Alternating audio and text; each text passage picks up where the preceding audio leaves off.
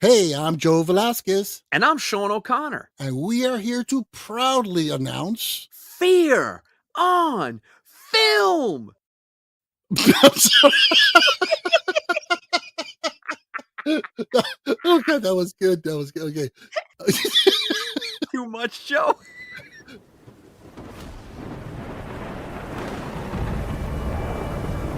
What an excellent day for an exorcism. Suffering will be legendary, even in hell.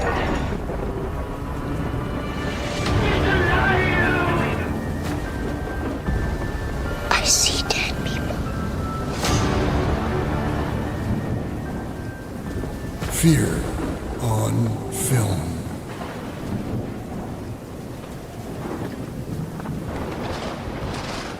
Hey, I'm Sean, And I'm Joe, and welcome to the podcast. where we talk about fear, jump scares, Gory kills, the brutal, the gruesome, and the not so gruesome. all in the disturbed and morbid love for horror. Well, welcome, folks, to our very first episode of Fear on Film, our new monthly dive into horror. We're finally here, Sean. We finally did it. I can't believe it. I mean, look, Joe, you and I are making it sound like this has been years in the making. I got the best story. I was talking to Eric Hansen, our mutual friend from Cradle to the Grave, and he was asking me, "Hey, what do you got going on?" I said, "Oh, I'm doing this new podcast with Joe Velasquez from the Film Joe podcast, who we all listen to, and Daisy, and don't forget, oh, and Liz, and how And could I this, forget Liz?" right. And I said, "Look, Joe wants to do an offshoot based primarily on horror." And I was talking to him, and I told him, I said, "I don't even know if Joe actually asked me to co-host, but I immediately said yes." And now here we are. And he was like, "Yeah, that sounds like something you might do." Well, I got into the thing of horror. I didn't realize how much I loved horror films. I really did. Sneaks up And on yeah, it does. And I have you and Shannon to blame for that. I mean, I started listening to you guys this podcast, and each episode, I'm like, wow. And then I just realized I'm a horror fiend. I love horror. It is all right. Can I tell you, this is my go-to because my world is primarily horror. I love it. It is just it's my wheelhouse. But I'll meet people, in my everyday life, whether it's at a barbecue party, whatever the case may be, and they'll say, "Oh, you're into horror. Wow, what's that like?" And they kind of, not that they're like taken aback, but they're very like curious and inquisitive. Mhm. And I'll always just pose the question to them, "Hey, would you mind naming like, your top 5 favorite films?" Damn near every single person will name at least 2 films that are comfortably in the horror genre, but they don't even think about it, you Right. know? They're like, "Oh, my favorite movie's Jaws." Well, that's a horror movie. "Oh my, you know what? My third favorite movie of all time is Silence of the Lambs." Well, guess what? That's a horror movie. So Right, right. yeah, I mean, people don't realize, but it's all over the place. yeah, I mean, and it's funny. I'm gonna tell you a little side story here. How I kind of dived into horror. When I was a kid, I was scared to death of fucking horror. I could not deal with it. It was, I mean, you got the rapid heart rate, the bulging eyeballs, the cold feet. I mean, I would run the gamut of fear just looking at something. Joe, I'm not Uh, gonna lie, it sounds like you were having a stroke as a child. I don't know if you can blame that on horror. well, it damn near felt like it. I mean, the first time, I think I was maybe 4, and I was sitting in front of the TV about 6 inches away, and we were watching The Outer Limits. Oh, Great fucking series. Love oh, that series. And out of the blue, an alien face pops up on the screen and just petrified me. And I realized then, no, I'm not doing this shit. I'm done. And so that was it. It was all Planet of the Apes and Clint Eastwood movies from that point on forward. But here's my pinnacle moment. Okay, I don't know. I mentioned to you off air or earlier a story about a film that I had watched that really kind of broke me and got me curious. And this was, I must have been about 12 years old. No, Jesus, I was about 10. And there was this film called Death Dream. It's also known as Dead of Night, Yeah. 1974, directed by Bob Clark, Mr. Porky's, and Christmas Story. And And Black Christmas. Bob Clark is he's a maestro. Oh, this guy is fantastic. yeah, I mean, he did it all. He did a horny teenage movie, a slasher film, a beautiful Christmas film. I mean, this guy was just an amazing, amazing director.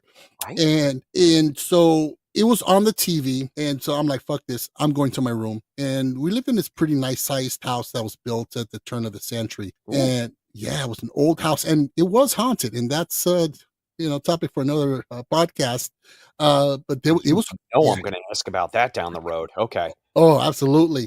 And so I go in my room, and I'm sitting there reading my Star Wars comic books or whatever, right? And the window, do you remember those blinds that you would pull down, and then they were like on tension and Yeah, and they go up and go, whop, whop, whop, whop, whop, whop, whop.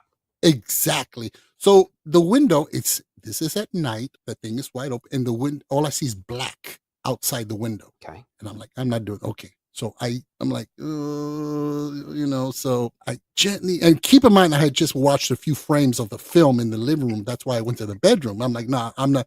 So I go in there. I'm like, okay, the sanctity and the safety of my room. So I go in there, but the fucking window's open, the blind, right? So I walk up so slowly, carefully, inch by inch. I grab the edge of it and I slowly pull it down. The darkness is going away.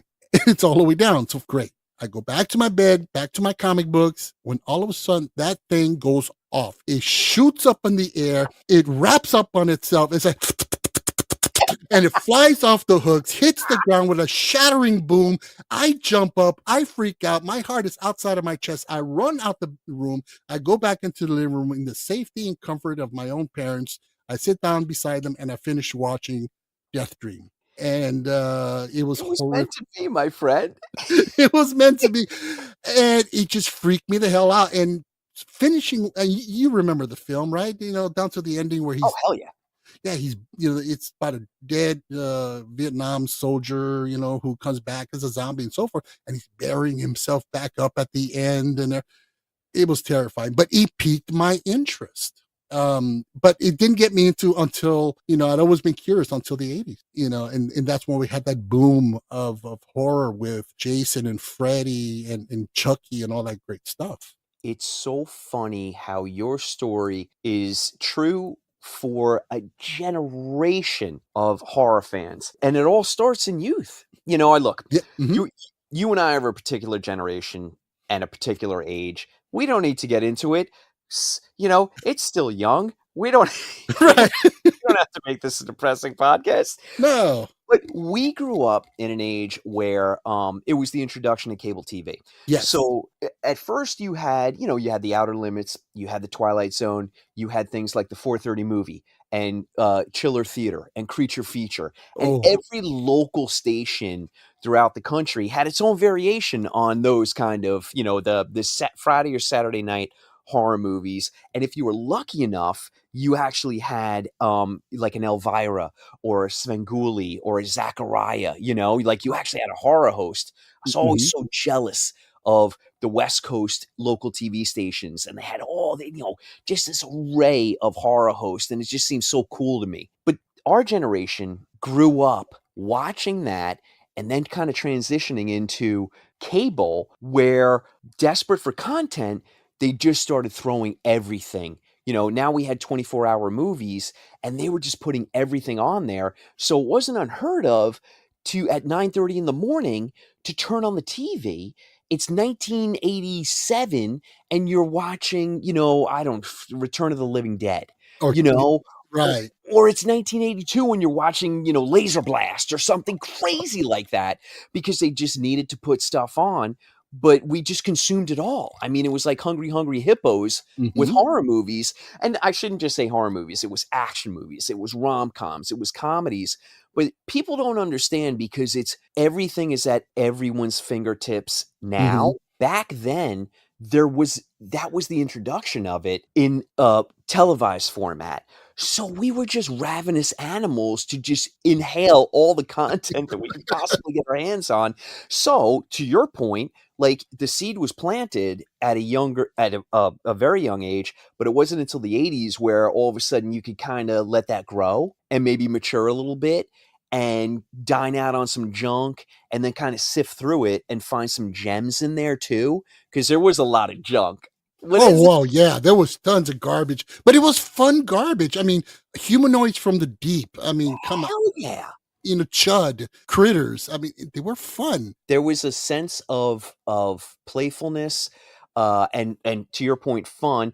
Look, and then of course on the other end of the spectrum, there were movies that were just like, I don't know that I should be watching this, but I'm going to, Oh, yeah. and maybe it's gonna, I'm gonna have some sleepless nights, or my underoos are gonna get a little damper, than Right. usual. Well, there But was a couple of them like that for me. There was Dead Ringers, Cronenberg. oh I mean, not only it was just disturbing as hell.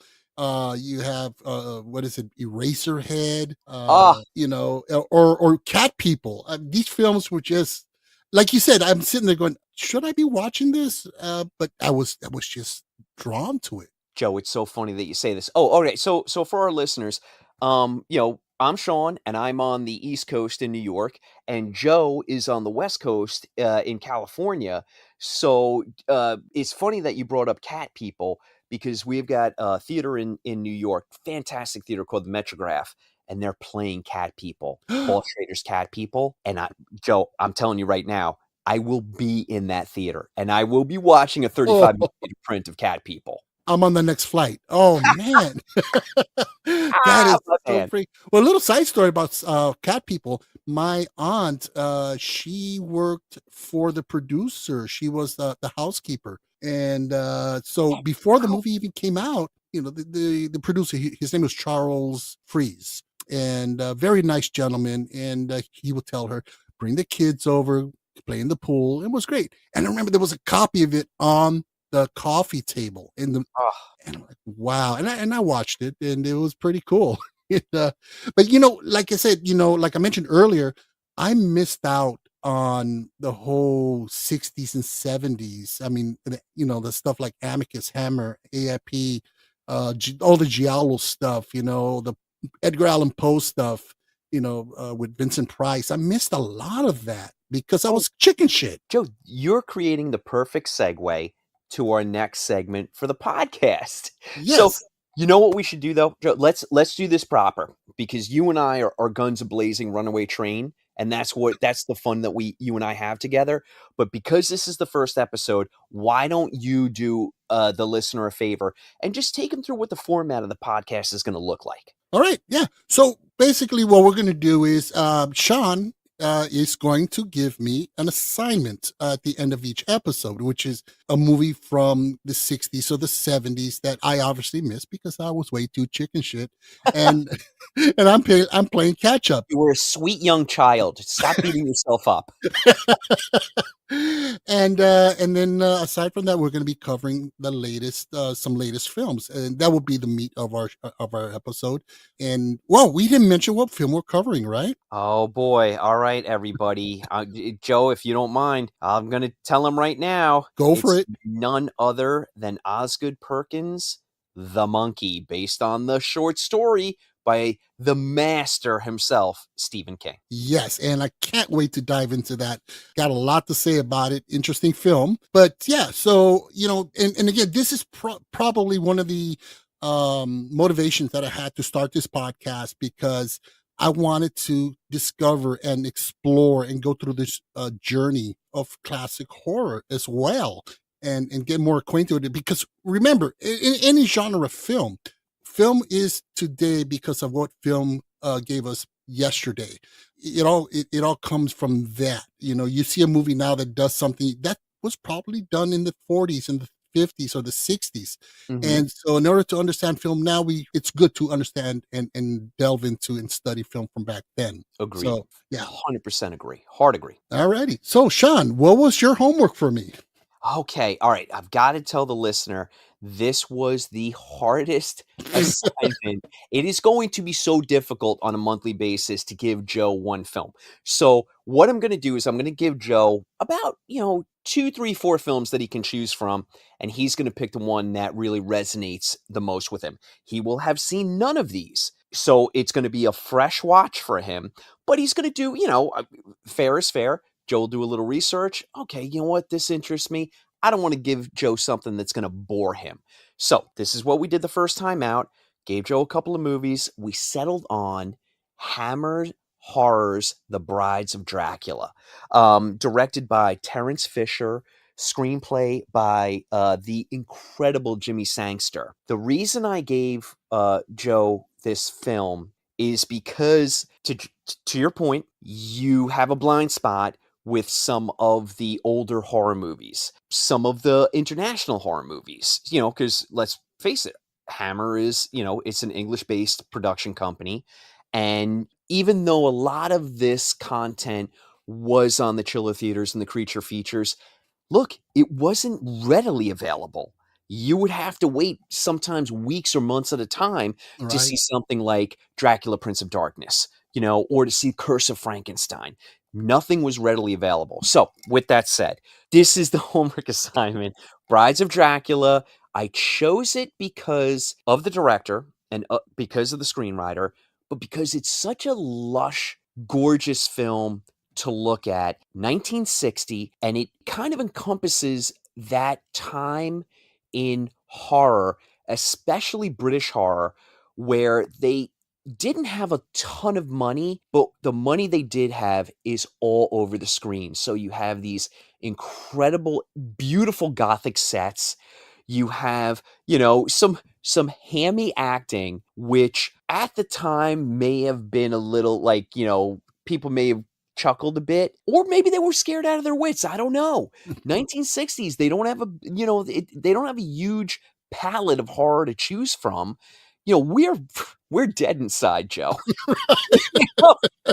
We've seen everything. We've just seen everything Yeah, to yeah. death. Maybe a 1960 crowd, you're with your best gal, your best guy, and you're sitting there on Saturday night watching this in a crowded theater, and the colors and the score and the vibe is there. And then, you've got this actor that looks like the oldest Von Trapp kid shows up He with did. He yeah, did. with these crazy vampire teeth, and who knows, maybe you did soil yourself, you know? But it's such an incredibly beautiful movie. Yeah. I actually did see this film for like 3 frames because I bolted out really quick. I remember the scene. Ah! Oh my god, remember, okay, there's when what was her name? Marianne, when she's in that room and there's the coffin and the vampire chick comes out, the brunette, Mhm. and goes after her. Yeah. And there's this really intense close up of this pale woman's face with the fangs and the wide open eyes. It's That was, iconic, bud. oh man, it was amazing. And that's where I bolted. So I'm like, I remember this. And but let me tell you, I'm really happy you picked this one for me because you're right. It does encompass and it does kind of bring together what that era was. I was so shocked and surprised as how beautiful the cinematography was, the colors and the sets. Oh my God, just Right? beautiful, beautiful sets. And I'd always associated these type of films as being cheesy, campy, and cheap production value. Although there was films at that era like that, but Sure. I kind of dumped them all together. I'm like, yeah, this is cheese, just cheese whiz and whatever. But it was a gorgeous film. And, Cushing, can we just say, I think he's the best Van Helsing ever. And I've only seen him in one film. There is honestly, there have been so many Van Helsings. Laurence Olivier played Van Helsing in the 79 version. You've got Anthony Hopkins just going for it. I mean, he chews so much scenery, he's like Jaws. But Yes, he's having the time of his life in Coppola's Dracula. So yes. there have been other variations, and they're all fantastic. But if you think of Van Helsing, most likely you're going to think of Cushing because he's just phenomenal. He was a gentleman, and he Yeah. was an ass kicker. I mean, Yeah. he was badass. He's swinging around on ropes and stuff, attacking, Dracula or this vampire because it wasn't Dracula, but it was amazing. I'm like, this guy rocks, and I almost wanted to, kick myself in the head for. I've only seen this guy in Star Wars. This guy did so much other amazing work. By all accounts, you already said it, but by all accounts, the sweetest, nicest man, just Yeah, an absolute professional and just kind, so there's a lot to be said about that.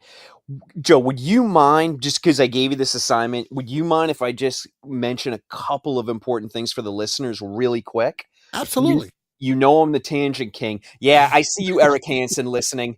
All right, maybe I don't see you, but I know you're looking. So why is Hammer horror important? And we're going to get to the Amicus, and we're going to get to American International Productions AIP, and we're going to get to Roger Corman, all that good. And Joe, we're going to dial back into the 40s and 50s eventually as well. Oh, So absolutely. yeah, Yes. we're going to cover it all. But the reason I started with Hammer is because it's so influential on directors like Scorsese, huge Hammer horror fan. Tim Burton, Yeah. Hammer horror aesthetic is in damn near every frame of a Tim Burton movie. If you watch Sleepy Hollow, the only thing that's missing from that movie is the graphic in the beginning saying a Hammer horror production. Right. Right. That is a Hammer film. Edgar Wright. Last Night in Soho, was that the name of the Yeah. movie?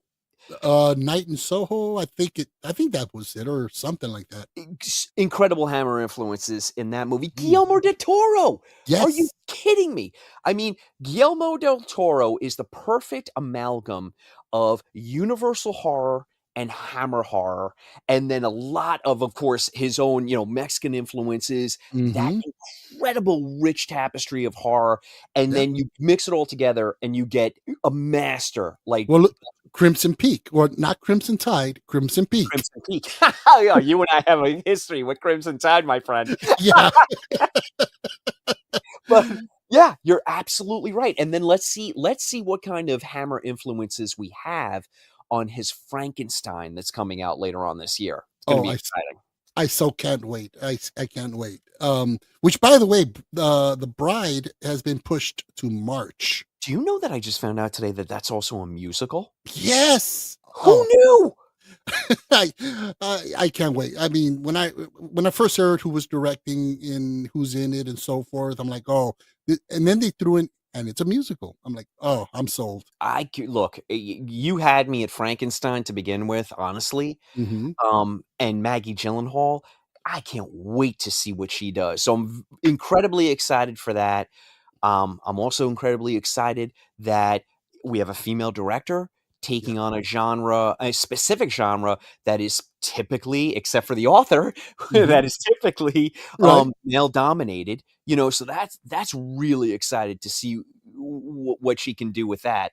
Oh, But all right, absolutely. I want to button up our Hammer so we can get on to the Monkey. I just want to mention a couple of things for the listener. So Hammer horror, they found their niche with horror films, in particular Dracula films, specifically Dracula and Frankenstein films specifically. Hmm.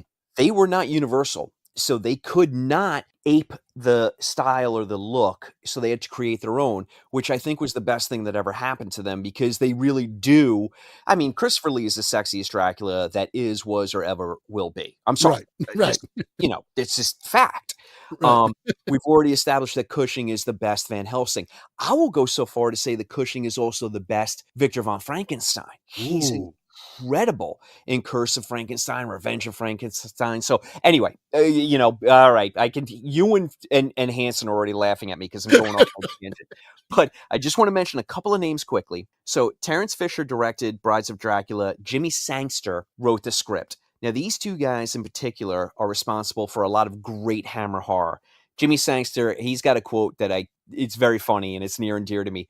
They would come up to him and they'd say, all right, Jimmy, we need this. We need you to write this movie, and we need it, quickly.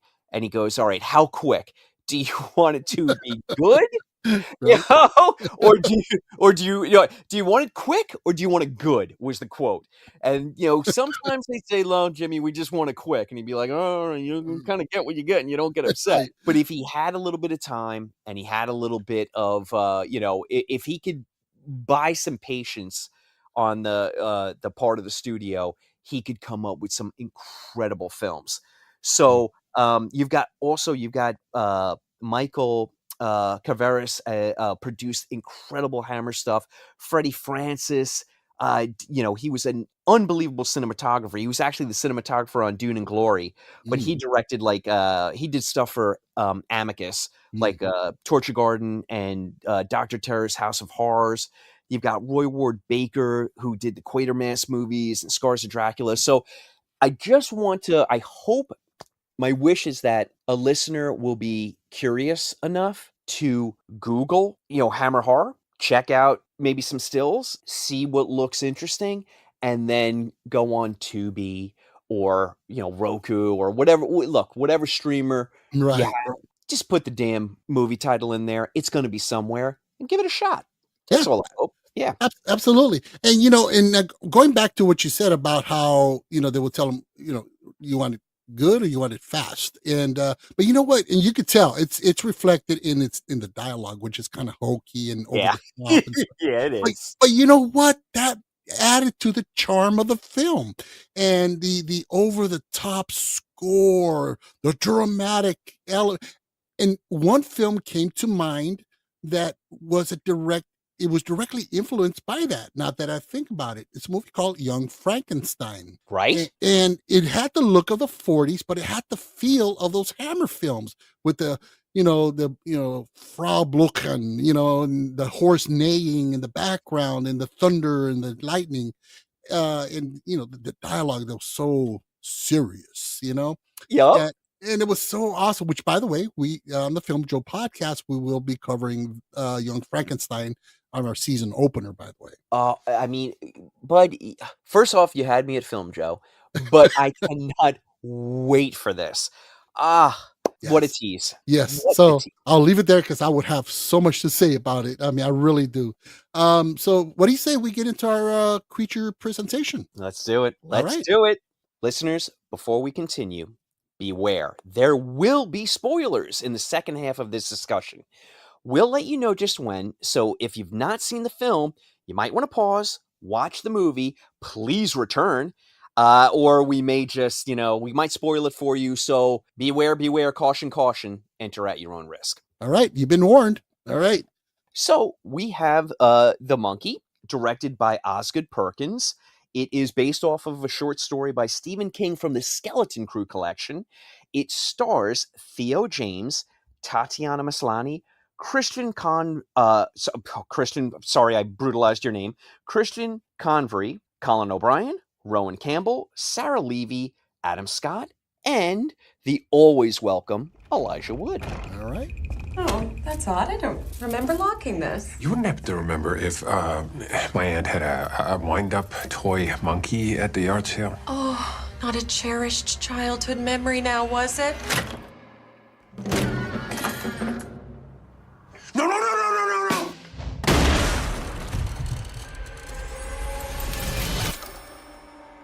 The coroner said it was an accident, but it was no accident. It was a monkey. When I was a kid, my twin brother and I found something that loved to kill. I did everything I could to make it go the fuck away. But it had other plans. Hello, brother. Bill. The monkey that likes killing our family. It's back. It must be vanquished. Why don't you vanquish it, huh, Bill? When twin brothers Bill and Hal find their father's old monkey toy in the attic, a series of gruesome deaths start to occur. The siblings decide to throw the toy away, and over the years, they grow apart. However, the monkey is not done with them. It makes a return, and the deaths start all over again. The brothers need to figure out a way how to get rid of this curse for good. All right, cool. Before we continue, let's go into some production backstory of The Monkey. So originally, the film was to be directed by, I believe, Frank Darabont. All the way back when he was going to do this after The Mist. Yeah, exactly. And he held the rights to it, and it never materialized, never came to happen. So going into the 2023 Cannes Film Festival, financier Black Bear Pictures announced that a film adaptation of The Monkey was in development and up for sale for distributors. From that point forward, Perkins was hired to write and direct with James Wan, who would produce under his Atomic Monster banner. Like I said, it's based on a short story by Stephen King, which features a cymbal banging monkey. But they replaced the cymbals for drums because they believed that Disney held the rights to little toy animals with cymbals, which I don't know if that's true, but I guess they didn't want to mess with Disney, you know. I think they were erring on the side of caution. They're like, ugh, why invite a lawsuit from Disney of all people? You know? Exactly. And so principal photography was in Vancouver from February 5th to March 22nd, 2024. And the film was released on February 21st, 2025. All righty. So you want to do takes first, or should I go for it? You know what? Before we do, Joe, I gotta know. You got to do your take first because we have not spoken, listeners. So I have no idea how Joe felt about the film. If Joe read my article in Macabre Daily and he cheated, then he'll know how I feel about it. But I don't think he did. I believe in my friend, so I don't think he did. But yeah, come on, bud. I gotta know. What do you think? All right. So, and you didn't hear my flash review, right? I didn't listen. I wanted desperately to listen, but I didn't do it. Yeah, every time I was scrolling through Macabre Daily, I'd see your review. I'm like, keep going. I wanted to read it as well. So here's where I stand.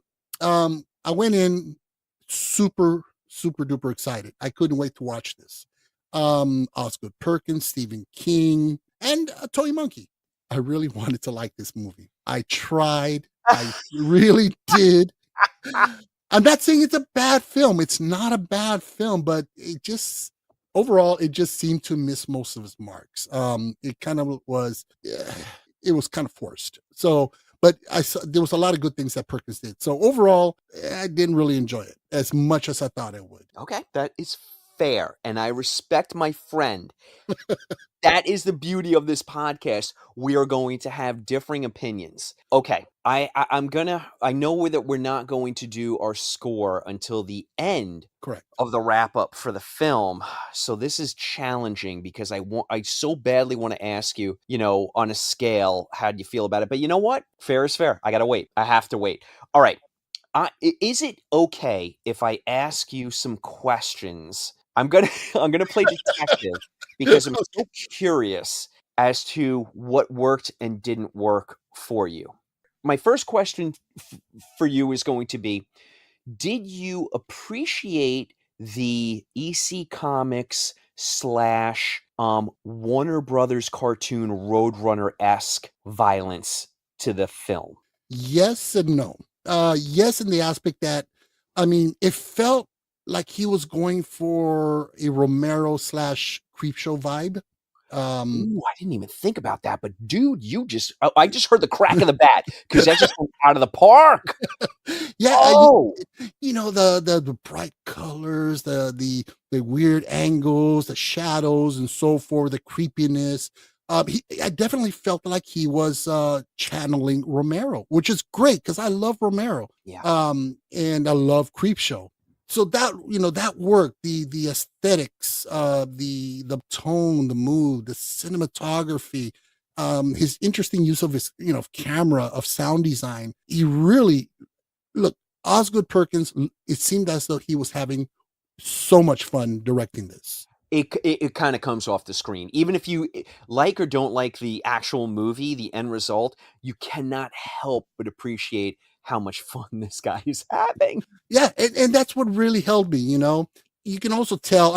We all know this was adapted from a short story, and to me, And Joe, not even a good one. I'm so sorry if I'm upsetting people, but in the Skeleton Crew collection, it's not even remotely one of the best. wow, yeah, and I never read the short. but I can see where this would have maybe have worked better as a short segment on, say, Creep Show, the Interesting. on Mm. Shudder or something like that, as an anthology piece. So yeah, it did feel kind of stretched out and kind of like taken to the limit. You've really piqued my interest there, because even though I like the film, certainly more than you, I Mhm. did like the film. It's got flaws, but man, I think you might be onto something. That if this was one of the longer segments of like the VHS franchise, Mhm. like maybe like a tight 25 minutes, even a half hour, and you just pack it, you could really knock the socks off of it. So Yeah. you got a point there. You've got a point. Yeah, I mean, if you look at, Dig That Cat, that segment from, Tales from the Crypt, Oh, one of my favorite episodes of that series, and there was tons of amazing episodes. Imagine stretching that out for 88, 98 minutes. Would yeah. it work? And to me, that's the problem I had. I mean, I even felt like it lacked a solid second act, and it seemed to kinda, like, slide into an anticlimactic third act. I will support you on the second act for sure. It needs work, and Joe, you know this better than anyone. The cliche that if you have third act problems, you actually have first act problems. Right, You know, exactly. I don't necessarily know that that is the case here, but it's got second act problems. Like a lot of films, it gets bloated in the middle and sags a bit because you just can't keep that momentum going. I have more questions for you though. Okay, Okay. so we've established that you like the aesthetic, the production value, the direction. All of the technical skills are working for you. Is that fair to say? Absolutely. Okay, so the tech is good. We've got, you like Perkins. How do you feel about? And I'm not talking about the script in general. I'm just talking about the story of a cursed monkey embedded into what is essentially a sweet family, except for that one dick of a brother. Right. I fucking loved it. I love that concept. Interesting. Okay. Yeah, I really, really liked it a lot. I mean, again, another issue I had with it. Okay, now granted, sometimes the less we know, the scarier it is. Do we really need to know the backstory of Michael Myers or Jason, or to an extreme detailed level? No, we don't, because it's the unknown, right? It seems like once we do find out, it ruins it. It Yeah. does, exactly. However, in this case, I didn't get enough backstory of the monkey. Why was it cursed? Who cursed it? How does it choose its victims? To me, I felt there was no rhyme or reason for the monkey killing random people. Joe, Aside, Joe, can I tell you something funny? yeah. That's in my review, my article in Macabre Daily. Oh, Yeah. Yep. So, all right. I'm with you on that as well. I'm definitely. Shit. Are you convincing me that I didn't like this movie? no, I mean, if I can see what there is to like about the film. And again, sometimes I'll come across a film by somebody who's, this hot and new and so forth. And I say, okay, let me check out their work. And I'll finish watching it and I'll go, that's the last thing I'm watching from this fucking guy. Right. And, because I really did enjoy it. This, however, despite the fact that I was left kind of cold many, many times throughout the film, I can't wait to see what he does next. I mean, the guy he's this fireball of energy, this kinetic, imagination. I mean, Like or hate this film, Osgood Perkins is a really good director yeah, and an interesting storyteller. His films do not work for everyone. Longlegs was divisive. I mean, you and you, myself, and Shannon, the three of us, I liked it, and I know you and Shannon were a bit colder on it. right. The Blackcoat's Daughter. We're begging people to go back and see that film Mhm. because I do feel like that's his best work to date. First out of the gate, he nailed it. It's just creepy as hell, atmospheric as hell, and a really tight, 90-minute film. Anyway, Mhm. I agree with you. He's Yeah, someone that is always going to be interesting enough that you're going to, you're gonna bite. You're gonna take the bait for whatever he has that is released. Is it okay if I give my take now? oh, absolutely, absolutely. All right. You know what? Before I again, you and fucking Hanson are gonna make fun of me. I have to go on a bit of a tangent. Okay. Okay. I just want to talk about Perkins. He's an interesting fella because he's the son of Anthony Perkins of Psycho fame, amongst other things. I mean, I kind of feel bad for Anthony Perkins because we say his name and we immediately say Psycho, like I just did. But Right. he's bang the drum slowly. He was a villain in this movie called Folks with Roger Moore that no one saw from I the 70s. I saw it. And he did a film in the I think 89 call 88 or 89 called The Edge of Sanity. Edge of Sanity. Are you fucking kidding me? That movie is bizarre. Yes. So I mean, Anthony Perkins is a beloved icon, especially horror icon. But, Osgood Perkins, his mother was Barry Berenson. So she's a model photographer, meets Anthony Perkins. They get married. They have two sons, Elvis and Osgood. But the point I'm trying to make here is that Anthony Perkins eventually comes out as a gay man and dies from complications of AIDS. Barry Berenson actually was on one of the planes that went into the towers on 9/11. So Oz Perkins has this relationship with death. So that's the point I'm trying to make here to set the groundwork. So he's got a familiarity with death that is to the extreme from what a normal the average person that you'd bump into on the street would have. So this film, I feel like and he said it in interviews. I've got quotes here where he's like, I got the script and it was incredibly serious. And I wanted to immediately make it a comedy because through my experience, I know the absurdity of death, that it can happen at any time, to anyone, anywhere, in any form and fashion. It can be extremely intense, like my two experiences, or it could be, they go in the middle of the night, surrounded by their loved ones, and it's, hugs and kisses and orchestral music, so there are variations, but he wanted to just show the random spin of the wheel of death. Like you can't call it. It's going to happen to all of us, whether we want to admit it or not. And most likely there's not going to be any nobility to it. It's just going to happen, Right. So he leans into the comedy angle of the script and changes it dramatically.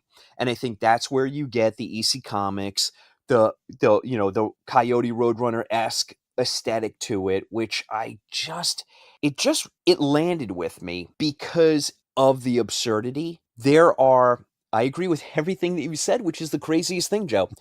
There are second act problems. I feel like the transition into adulthood, where we fast forward 20 years to Theo James, is a huge mistake. The kids were way more interesting. And that's should we do? We're not doing spoilers yet. I feel like I'm getting close to. You know what? Let's dive into spoilers. So, folks, you've been warned. You can pause, or you can go ahead and dive into these spoilers with us. Okay. All right. Woo, I feel so free. I feel so free and easy now, Joe. You've been freed. I don't even know if I'm actually going to spoil anything, but I just wanted to be careful in case we did. The kid's story is so much more impactful because they're children, A. They just lose their mother, B. And when you go to adulthood, there's already there's an expectation from the audience that they're going to make good decisions, or I shouldn't say good decisions, but wiser decisions. If you keep it with the kids, the very young teens, maybe like 13, 14, there's none of that expectation. So the absurdity of what's happening is more in a child's view and a child's world makes more sense than in an adult world.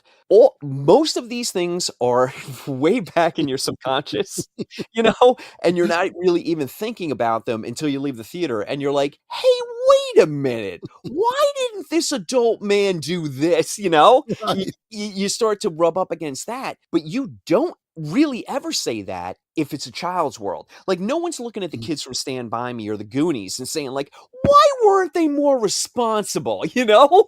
Right. You're just along for the ride, no matter how absurd it gets and how madcap and or violent it gets. You're like, all right, you know what? These are kids that got in way over their head. They're completely over their skis, but we're going to see where this goes because we have no other choice because they don't have an ability to think their way out of it or to make life-saving decisions because they're fucking stupid kids. And it's a privilege of youth to be a complete idiot. So I would have enjoyed the movie more had it stayed with the two boys. Right. And I think the stakes would have been exponentially greater because of that. Because when horrible things happen to a child or loved ones of a child, you can't help but be like, oh my God, my heart breaks for them. Where if it happens to an adult that makes bad decisions, I hate to say this, but we're so fucking ground down these days and we're so cynical. We're like, well, that motherfucker had it coming. You know? It's so horrible. It's so horrible that we say that. Well, I'm sitting here and I'm totally agreeing with everything you say that you're saying. And the insight in the backstory of Osgood Perkins, I kind of see now, you may have bumped this movie up a notch on my score. I see what he was doing, based on that. So, I think my score may be bumped up a little bit. It's hard not to, Joe, when you find out the life experience that this man had in the, and I'm doing the air quotes, real world, you're like, yeah, dude, I don't know. And to look at the two previous films that he made, and you're like, those are some pretty heavy films, man. You kind of like, hey, Oz, good on you for having some fun and just ripping and just really just ripping for it. Again, it is, look, you and I can both agree that it's the kind of movie you leave the theater, you get to your car, you get home, all you're thinking about are the kills. You're really not thinking about anything from the story. Right. And back to great, brought up the kills. There were, because there's shock kills is what they are. They're like, oh, this, boom. And you're like, oh, fuck. Right. Yeah. And it really, the first time when I was sitting through this, that first kill was like, oh shit. The second kill was like, boom, oh my God. And then it got to like, oh, another shock kill. I mean, to the point where we had bodies falling out of the sky, literally. Yeah. And I think there's only one film that I can think of that was able to sustain that from beginning to end with these shock kills, these horrific situations that just come out, hit you from left field, and that was Tucker and Dale. You're getting, you hear that? That's applause, my friend. That is applause. Yeah, they were able to sustain it, and that's from the opening frames of the monkey, when the father is at the store trying to get rid of the monkey, and that there was a first shock kill with the what was it, an arrow or something, or a spear? Yeah. And I laughed my ass off, and I'm sitting there going, I'm in for something special. And but unfortunately, again, for me, it wasn't able to sustain that, because you become kind of desensitized to it, I think. And it just becomes, oh, another shock kill. It's a good point. It's the oh, I'm never. I was just about to swallow my entire face trying to pronounce it. Desensitization, and Right. almost all my teeth fell out. But you're right. You're right that I wrote them down, and I'm just gonna. What do we got? 1, 2, 3, 4, 5, 6, 7, 8. You've got 9 kills total. I mean, look, you've got 9 main character kills total, and then you get to the third act, the last 10 minutes, and it's like all bets are off. The whole town dies. Right. So, which by the way, stick a pin in that, because I have to ask you what you thought about the appearance of death in the final minute of the movie, but we'll get to that. Okay. So you are desensitized probably by the time you get to Aunt Ida's incredibly graphic, hysterically funny. I mean, she got killed in like all of the ways, that was one of my favorite kills. It's my favorite kill. she's on fire. What was her head, right? On fire. She's All right. Wait, Joe. Wait. Let's. If we're gonna spoil it, let's spoil it right. okay. She falls through the stairs into a box of fishing lures that go into her face. She removes those, and then puts rubbing alcohol on the wounds, which are all over her face. Then she leans down into a pilot light that has gone out on the stovetop. And then what happens, Joe? She turns it on, she catches fire. And then what happens, Joe? She runs out the house and she runs into the for sale sign that impales her in the head. It's that last bit with the for sale sign because Oh. we've already horrifically killed this woman, and it is going on for an uncomfortably long amount of time Oh. where she is on fire. And then when she runs out of the house into the for sale sign, there was every single person in my theater. I mean, it was almost like people were almost doing cartwheels down the aisle. They were laughing so hard when that happened. Oh, yeah. We're such a damaged country. Which so this leads me to what were your for you key standout moments and performances for this? Oh, I think I'm gonna upset you with my last one, but okay. But we'll look. We promised to go all in on this, so we're gonna do it. All right. Key standout moments are the first act. I absolutely adored. I really like the dynamic. I butchered the poor actor's name. It was Christian Convery. Yeah, Convery. Yeah, I thought I was going to butcher it, but I don't know went with why. I mean, it's a simple name to pronounce. I don't know what is going on. Anyway, does of Sweet Tooth on Netflix fame, and Cocaine Bear, and I'm going to circle back to Cocaine Bear when we wrap this up, but I don't want to spoil it now. Okay. He's phenomenal. He plays the twins. He plays Bill and Hal in the younger years. Really good. I can't love Tatiana Maslany. Oh, Joe, next time I'll remember to bring my mouth. Maslany more. She's not in this movie nearly enough, but she's phenomenal. Agreed. So that first act is just absolute gold for me. Sets it up fantastic, especially with the cold open with Adam Scott and the harpoon. We're just we're having fun. I mean, it sets the tone and we're having fun. We get the stakes with the monkey, and then the kind of like the immaturity of playing with a loaded weapon, which is the monkey with the two boys, and bad things are going to happen. So I kind of love all of that right there. I really did love the ingenuity of most of the kills. I thought the wasp kill was done poorly from a CGI standpoint. Yes. And poorly from an execution standpoint of like, you had a whole tapestry of kills to choose from because it is not in the short story. And this is what you landed on. So again, not all of them work for me, but I liked the vibe, the fun, the production value and skill. I loved all of these things. I was probably very close to landing on this movie like you were, but I think this is where you're going to get upset with me, and we're going to divulge pretty dramatically. When death shows up at the end, Yeah.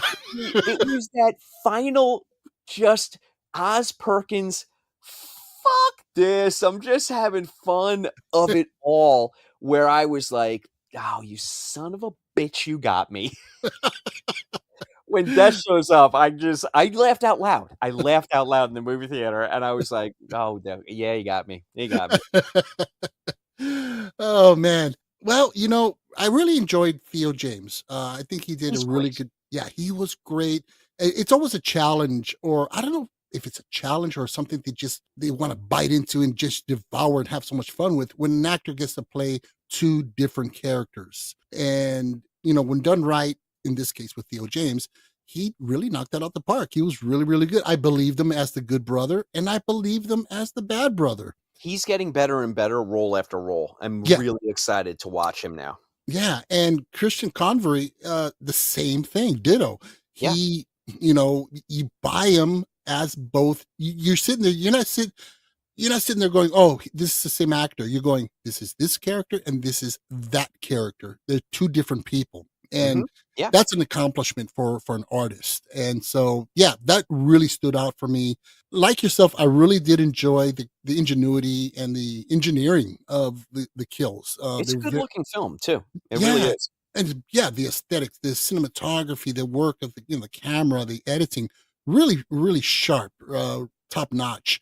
Of course, my favorite standout moment is the hooks in the face, the alcohol, the fire, and the sign. It's so over the top. It really, really was. And you're right. It went on forever, and you're like, when the fuck is she gonna die? First, you're going, oh, I hope she doesn't die, lady. Just die, please. Enough. Yeah. You know, but I really it had me in stitches. That was my moment right there. That just I thought it was good. And yeah, and again, it's moments like that that made me go, I can't wait to see what else Perkins can do. I mean, this is what his third or fourth film or third. Oh, good, great. No, actually, I think this is, believe it or not, Joe, I'm gonna say it's his sixth. Okay. He's done. He did the pretty. Oh shoot! What's the name of that damn? I'm the pretty thing that lives in the house. Oh yes. So I know the monkey long legs. I'm the pretty thing that lives in the house, and Black Coat's daughter. But I'm telling you right now, my friend, we're missing one or two. Yeah. It's more than we think for sure. Okay. Well, I think the Longlegs and the Monkey are his breakout. I think this is what's getting him out there now, and with this may be the catalyst for his growth as an artist, and to see where he's going to branch out to from here. So I think in his collection of work so far, as limited as it is, because let's say it's 5 or 6 movies that he's done. I think the Monkey, even though you and I are like, okay, it's kind of like, it was fun, but it's kind of forgettable. It's going to be mainly remembered for the kills. I think as we get 3 or 4 more movies into his body of work, the Monkey's going to be important for one reason only, because it's going to dispel the myth that he's just a serious filmmaker who relies heavily on demonic possession and really just like almost kind of like an art house-esque kind of vibe to his films. I think the Monkey completely dispels that myth and shows that he's got an incredible sense of humor. yes. He can be silly. He can be playful and inventive. Does it completely work for the Monkey? Nah, it doesn't.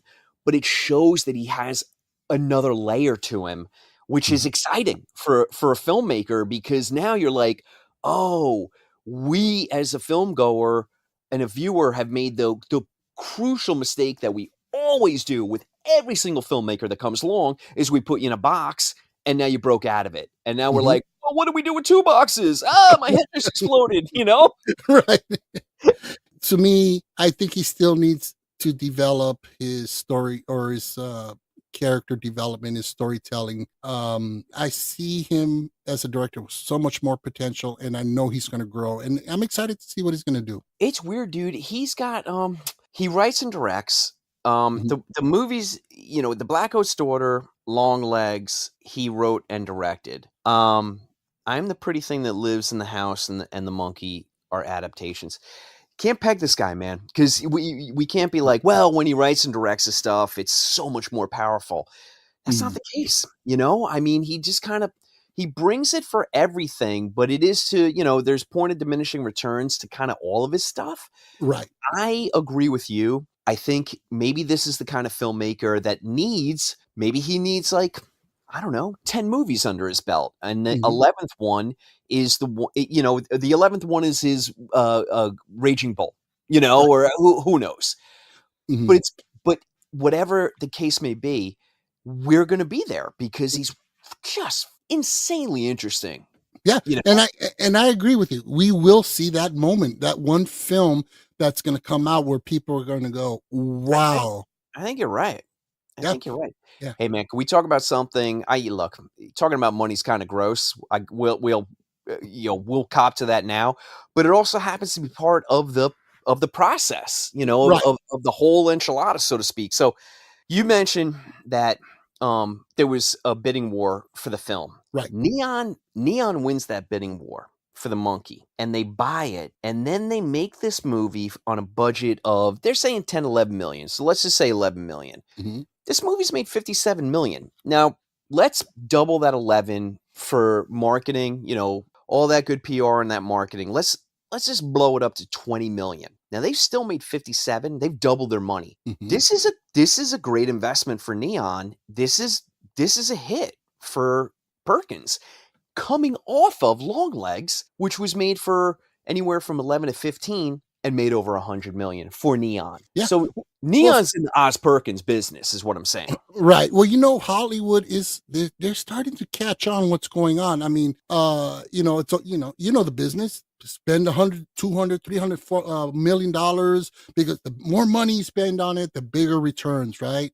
And that's not what it's about. I mean, there's a long list of movies that came out last year and Yeah. this year that were done on such small budgets and just quadrupled, if not made 5 times more their budget. And to tell you, Disney, which is on a downslope right now, Hell I kind of root for, because I don't like Disney. They put out a bunch of garbage, and I'm a little honesty there, but I think Honestly, it's appreciated here, buddy. yeah, and they took notice. Their next big film, or quote unquote air quotes, big film, is Thunderbolts. Did you know that they went to A24 to cut a new trailer for them? No. Are you Yes. serious? I fucking kid you not. I went to, what was it? The last film I went to go see. What was it? I don't remember. And trailer comes out for Thunderbolts. This is Marvel and so forth. And I'm looking at this trailer and I'm like, what the fuck is it? Is this like The Substance or Companion or something? I mean, you got the neon lights and the flashy cuts and everything and the weird music. Disney is desperate. And I think they kind of realize these guys know what they're doing on a smaller scale. They know how to Yeah. sell a film. Yeah. And so, but I please, I want you to look it up after we're done. A24 trailer for Oh, Thunderbolts. you know I will, my man. Are you kidding me? And I was laughing my ass off in the theater, and my wife looked at me like I'm a crazy person, as usual. And she, she's like, "What is it?" I said, they are desperate. Look what they're doing. And so yeah, even the big boys are taking notice that these guys, they have this formula, and they know what they're doing. Not only they're putting out, product at a lower investment level, but quality stuff. Yeah, I mean, look, it's hard to ignore the impact that horror had and the success in 24. It started strong. I mean, you had very well made small budget films, The First Omen, Late Night with the Devil, and it just kept rolling. Then you had films like Oddity, and then The Substance comes along. And Mhm. just like The Substance just crushed, because not only was it successful, but then it gets nominated, so Mhm. this happens every year. Hollywood is like, what is this horror they speak of? And what are these movies? Right. It's kind of like The Bastard Stepchild that no one pays attention to, but is the most beloved and the most successful at the end of the day, and the most interesting, and it just never gets the credit that it deserves. But it's funny that you say that they reached out to A24, because yeah, they have a winning formula. They They do. know how to make things interesting. Right. And it actually, for 2 seconds, I'm thinking, I'm going to watch the Thunderbolts. Then I realized that's not the film we're going to get. But, Yeah, but unfortunately, yeah.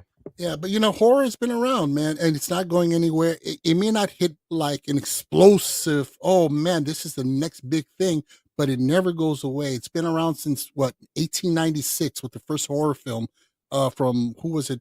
George Méliès, The Haunted Castle. Yeah. From the, and it hasn't stopped. It's always there in the background, lurking, and I love it. I mean, it's fantastic. So, everybody's paying attention to all this flashy shit over there. I'm like, hey, there's some good stuff over here too, and even non-horror. There's a sneaky resurgence of, I almost don't want to even talk about it, to give it, to put it out into the atmosphere so it gets jinxed, but there's a sneaky resurgence of small budget films in every genre You're right.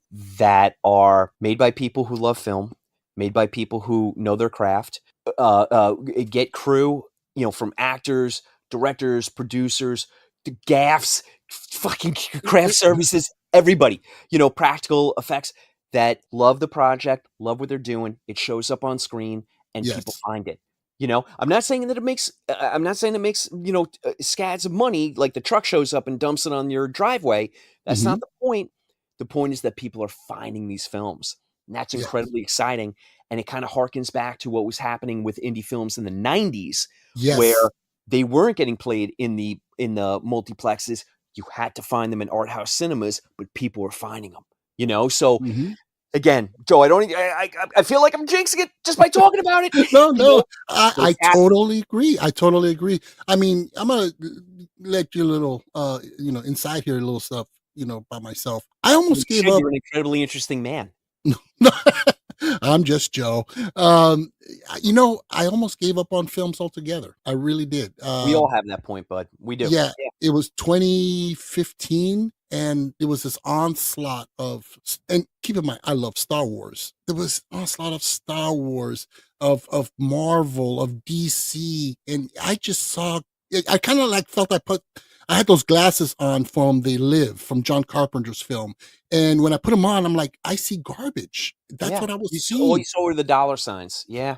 Yeah, we weren't getting films, we were getting products, and it felt so artificial, so inorganic that I just gave up. I'm like, fuck this. I'm not doing movies anymore. I'm not going to movies. I quit going to the movies for about a year, actually, it was like 2 years. Do you And, remember the movie that brought you back? I'm so curious.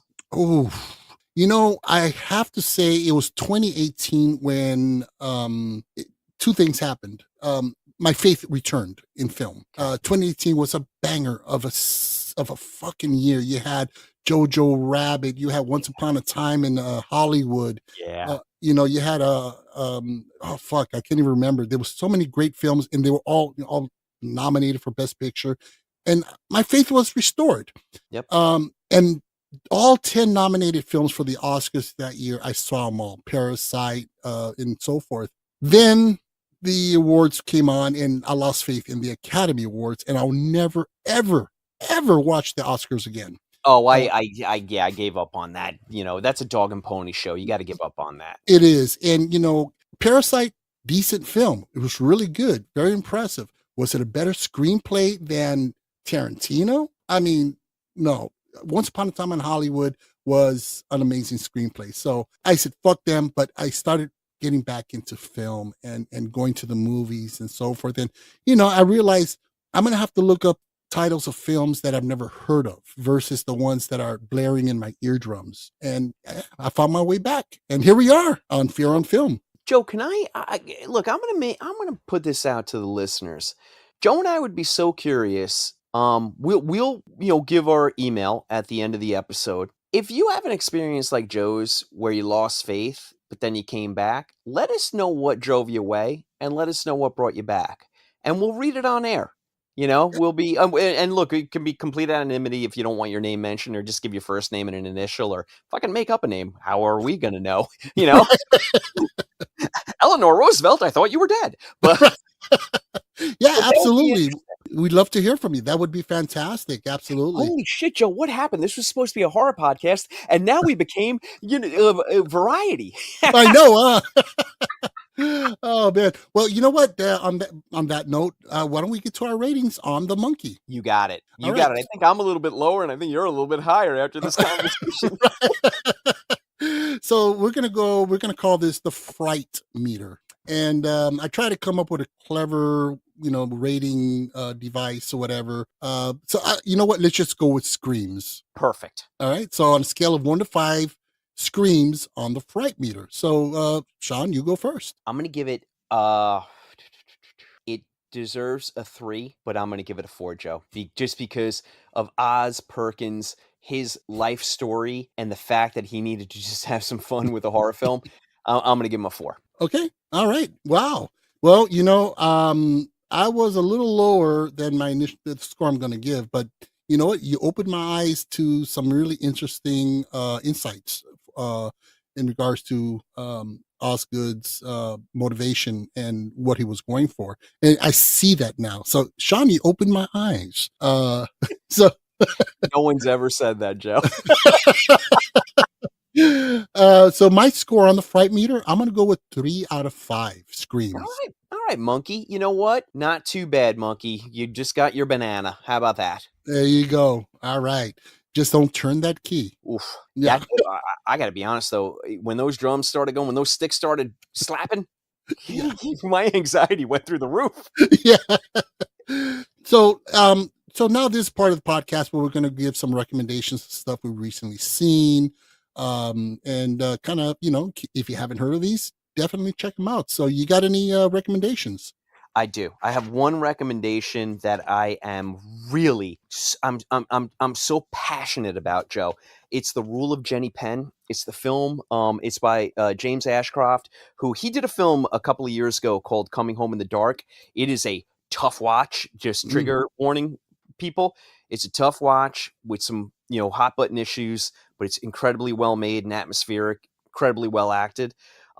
He may have directed his masterpiece with The Rule of Jenny Penn.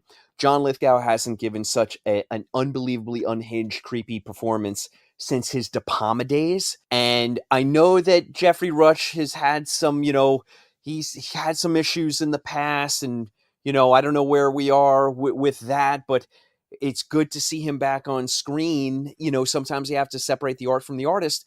He gives it a phenomenal performance. And, the two of these guys, the chemistry that they have is magnetic because they play their antagonists, and it takes place, not to spoil anything, but it takes place as two people that are in a retirement home, and they basically have a battle of wits and wills, and it escalates and escalates and escalates, and it's so good that it will easily end up on my top 10 horror movies for 2025. And what is it? We're in March. Easily going to be in the top 5, and probably, right now it's at the number 1 spot. Wow. Okay. Well, I know what I'm going to go see next. John Lithgow is so good. I mean, honestly, he hasn't had a role this meaty, and he hasn't sunk his teeth into something like this, and he's good in everything.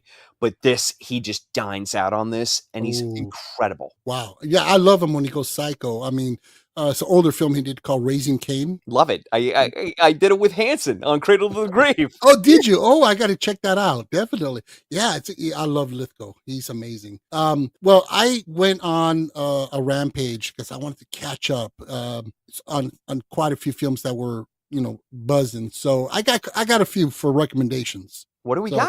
Well, first one I love this so much I fucking saw it twice. Yes, Damien McCarthy's Oddity. Brother, are you? If we were together right now, it'd be so uncomfortable because I would be hugging you and I might be putting my head on your shoulder. That's how passionate the hug would be. Oh, wow. It's my favorite movie of last year, bud. It is an amazing film. I mean, it is, by all definitions, it's a slow film. It really is. But McCarthy just builds the tension in a very subtle way. He gets under your skin. I mean, in this, there's one jump scare that I'm not going to spoil it. Yeah, you know what I'm talking about. It's the best jump scare in 20 years. Yeah, and there's one scare that I would call it a jilt scare. It's kind of like, Yep. That it was very subtle, and I was like, oh no. Oh, Jesus, really? Just an amazing film. So, people, if you haven't seen this, please rent it. Steal it. No, don't steal it. Just rent it. Shudder. It's on Shudder right now.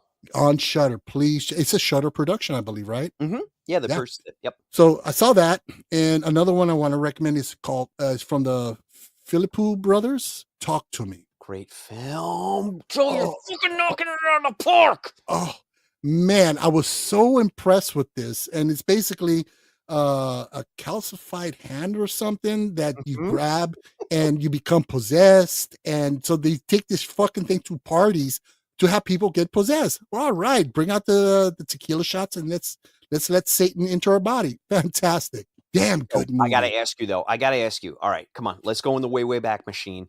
You and I are 17 years old. We're at a party. We've done keg stands. Maybe we smoked a little. I don't know what's going on, but we're having a really good time. And they bring out that hand. Are you grabbing it? No.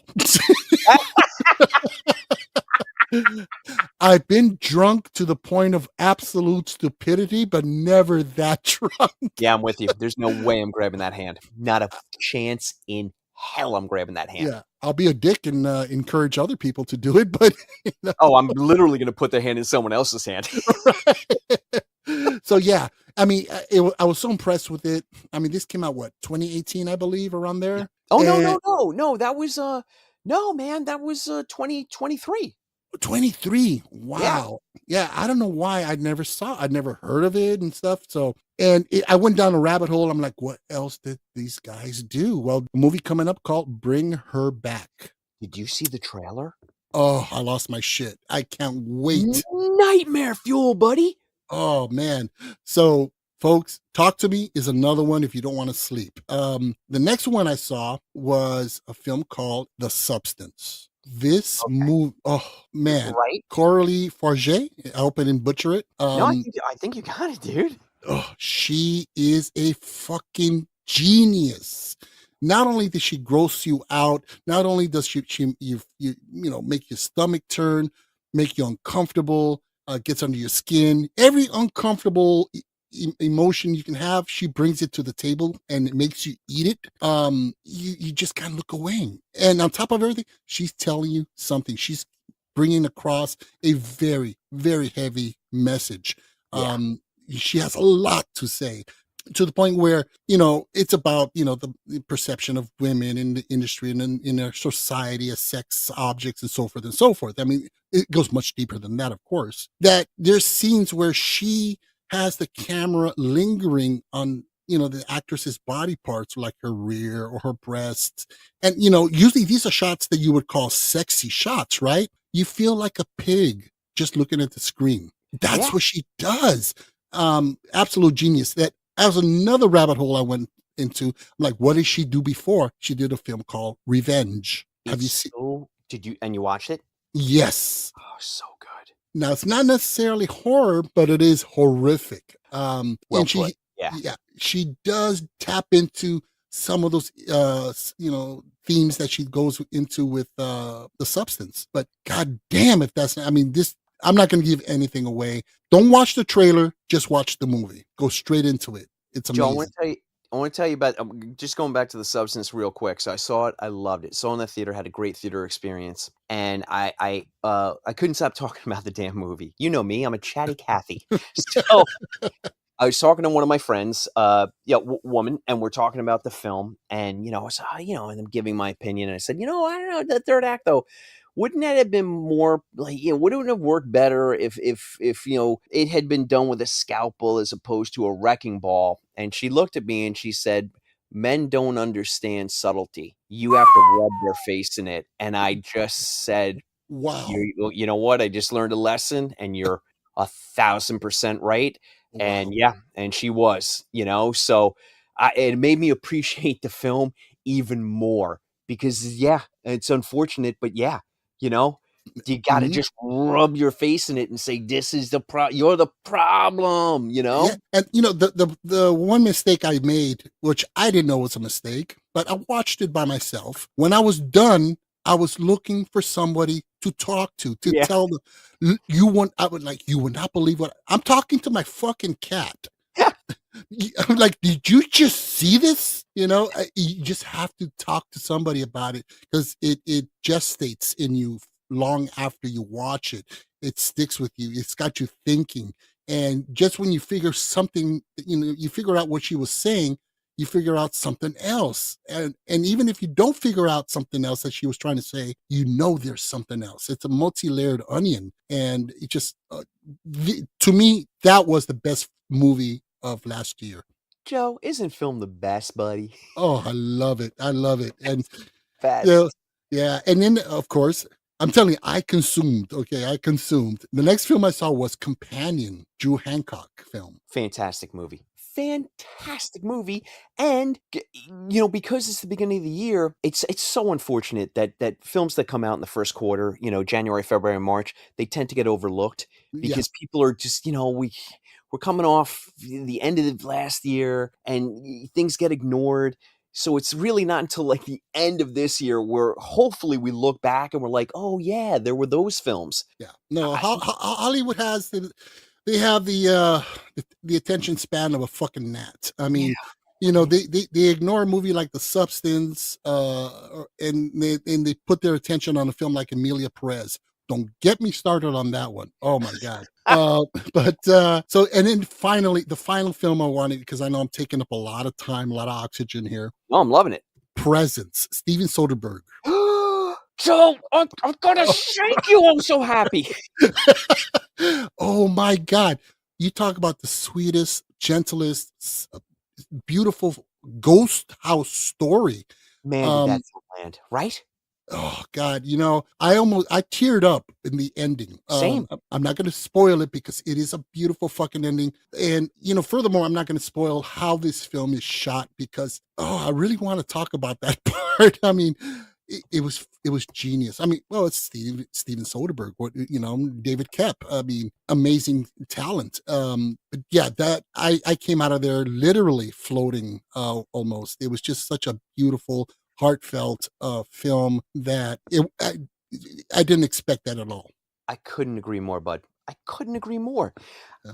Joe, look at the films that you just talked about. All right, so Substance was 24, but we Companion and The Presence, complete bangers so Yes. far in 2025. This year is mimicking last year. Completely different films, but the same kind of excitement of, oh my goodness, is this going to be another banner year for horror? Just like last year was, just like 23 was, just like 22 was. Again, there's a sneaky resurgence of appreciation for smaller budget indie films. There is a resurgence of horror that is happening. And again, I don't want to even say these things out loud. I believe in the jinx. I'm a Met fan. I believe in the jinx. Oh, I'm sorry. No. But you know what? I'm a Dodger fan, so Yeah, And again- look, we both hate the Yankees. Fuck the Yankees. So yeah, like that's why we're great friends. There we go. All right. And but you know what? I think this will continue, and I'm going to tell you why. Because this right now is in the firm, good hands of the indie studios, like Neon, IFC, Magnet, Shudder. 824, Shutter. Yeah, It's in Neon. good Yeah. hands. It's not in the hands of the greedy, grubby, money grubby studios. It's not in their hands, because if it was, we would have, it's the year of the vampire film, or it's the year of the zombie film. No, with the genre in the hands of these small studios, it's the year of the possession film. It's the year of the body horror. It's the year of the science fiction, tale of watch out what you wish for. It's the ghost house. It's everything. We're getting a multitude of subgenres within the genre of horror, and that's why I think it's just going to continue to grow. Dude, I don't even want to give away what's coming out in the latter half of this year. Oh. Because this is our first episode. We need more stuff to talk about. Right, exactly. There are phenomena films that are lined up in the horror genre for 25. It's again, we'll take it month by month, film by film.